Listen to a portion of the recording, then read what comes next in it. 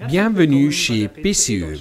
Je suis Ludger Köckeler et aujourd'hui je vais vous présenter notre mesureur de pH et redox, le modèle PCE 228. Le contenu de la livraison comprend le dispositif, l'électrode correspondant qui peut être celui du pH ou celui du redox, le capteur de température et une carte SD. Le PCE 228 permet de mesurer trois paramètres: la valeur du pH, la valeur redox et la température. Vous pouvez mesurer la valeur du pH avec une résolution de 0,01 pH et une précision de plus ou moins 0,02 pH plus de chiffres, le tout dans une plage de 0 à 14 pH. La plage du redox atteint de moins 1999 à plus 1999 mV. La résolution est de 1 mV et la précision de plus ou moins 0,5% plus de chiffres. La mesure de la température est limitée de 0 à 65 degrés avec une résolution de 0,1 degré et une précision de 0,5 degrés centigrades. Vous pouvez calibrer ce mesureur sur 3 points. Ce sont le pH 4, le pH 7 et le pH 10. Vous pourrez toujours lire sur l'écran deux valeurs. Je vais l'allumer. Il met quelques secondes.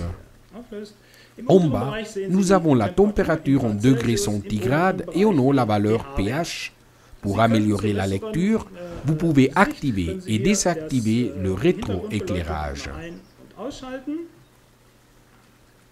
Comme d'autres fonctions, nous avons la fonction Hold, les valeurs minimales et maximales et un registre de données qui peut s'activer manuellement ou automatiquement. Pour enregistrer les valeurs, nous avons besoin de la carte SD inclue dans le contenu de la livraison. Elle s'insère en bas du dispositif et il reste bloqué. Grâce à elle, nous pourrons enregistrer les données. Nous trouvons d'autres connexions sur le côté de l'appareil, en dessous du couvercle en caoutchouc. Nous avons une connexion pour l'alimentation électrique de 9 volts DC. Nous avons aussi une interface RS232 pour transférer directement les données à un ordinateur. En haut, nous avons une connexion pour la sonde de température.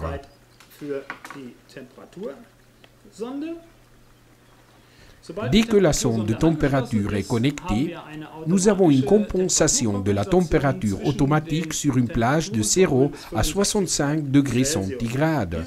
Elle est indiquée en bas. Si nous ne connectons pas la sonde de température, le dispositif nous indique alors la valeur de la température que nous avons réglée manuellement. La connexion suivante ci-dessus est la plus importante. Elle sert à connecter notre électrode de pH ou redox. Il s'agit d'une connexion BNC qui permet de connecter n'importe quelle électrode qui est un connecteur BNC. J'en connecte un. On peut déterminer que l'électrode pH est submergée dans une solution de conservation et qui mesure une valeur de 3,47. Je vais vous montrer maintenant comment effectuer une mesure avec ce dispositif. Il faut un peu de préparation. Je vais utiliser le support supérieur, ce qui nous permettra de visualiser les valeurs. J'enlève d'abord l'électrode du récipient ayant la solution de conservation. Je monte un peu le joint torique. J'égoutte. Je rince dans de l'eau distillée. J'égoutte à nouveau. On vérifie en mesurant dans une solution d'étalonnage pH 7.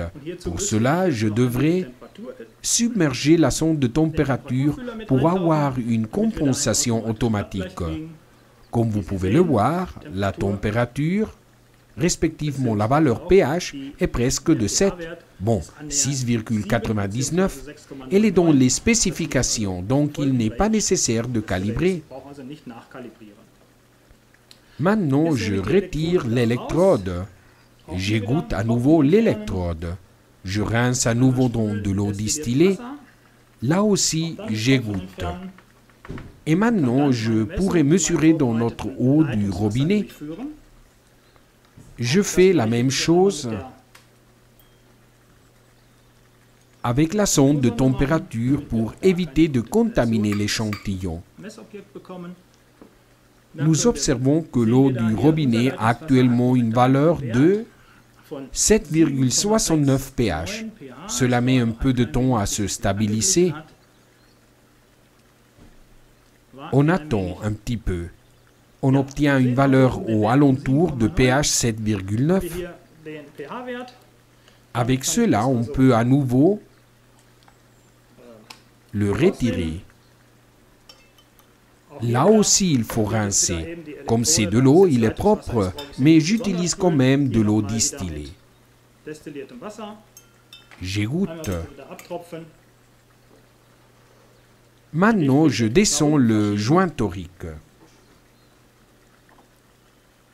Et l'on visse à nouveau le récipient avec la solution de conservation. Comme ça. Là, nous avons fini la mesure.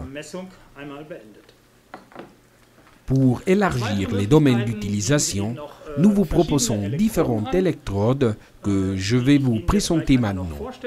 En plus du dispositif avec l'électrode standard en plastique rempli de gel, nous vous proposons aussi différentes électrodes et sets que vous pouvez acquérir avec le dispositif.